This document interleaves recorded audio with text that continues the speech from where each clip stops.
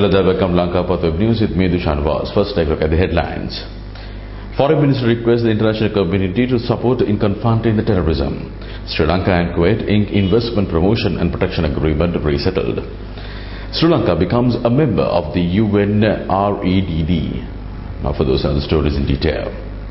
Addressing the diplomatic corps in Sri Lanka, Minister of Foreign Affairs Rohit Bogolagam focused on the progress made by the government of Sri Lanka in resettling the ITBs who fled from the cruel clutches of the LTTE. The government was able to ensure that each and every person in the welfare villages was provided with food, shelter and medical care.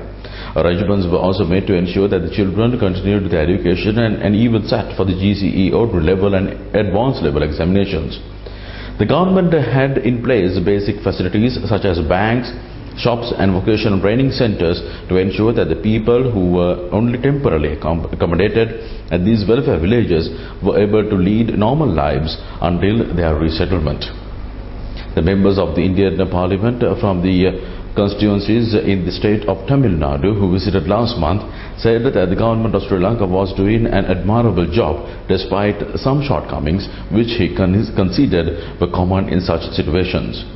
He was confident that as the demining process progresses, we would be able to resettle the bulk of the people who remain at the welfare villages before the end of January 2010, the target set by the government of Sri Lanka to complete this challenging task. Sri Lanka and Kuwait signed the Investment Promotion and Protection Agreement yesterday, marking Sri Lanka's first such agreement with Gulf countries, which includes Saudi Arabia, United Arab Emirates, Qatar, Oman and Bahrain. Under the agreement, the government of Sri Lanka will safeguard the interest of foreign investors and will offer them attractive incentives and tax benefits. It is believed that the IPPA signed between the two countries will facilitate Kuwait investors to take advantages of the conducive atmosphere and emerging opportunities in the country. It is expected that the investment agreement will further strengthen Sri Lanka-Kuwait mutually rewarding partnership for mutual benefit.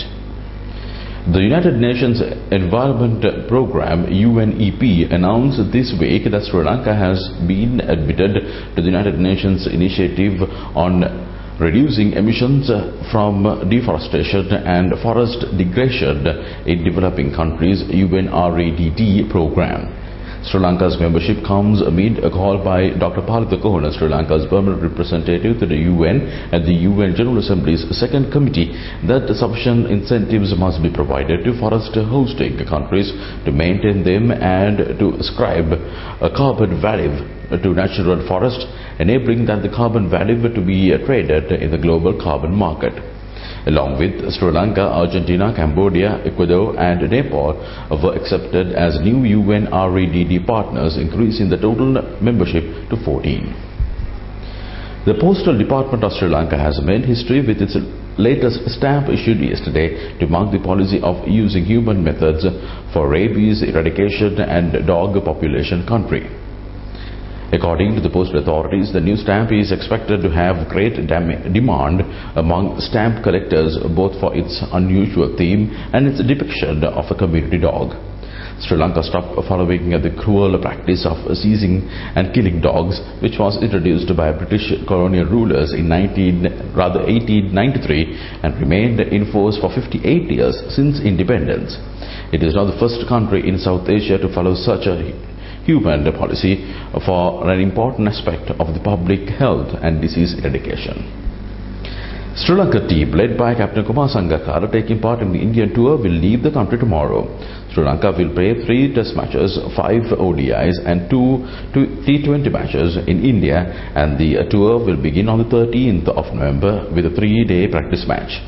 Major General Lawrence Fernando, the security consultant of the Sri Lanka cricket, left for India to inspect the security conditions prior to the national team's upcoming Indian tour.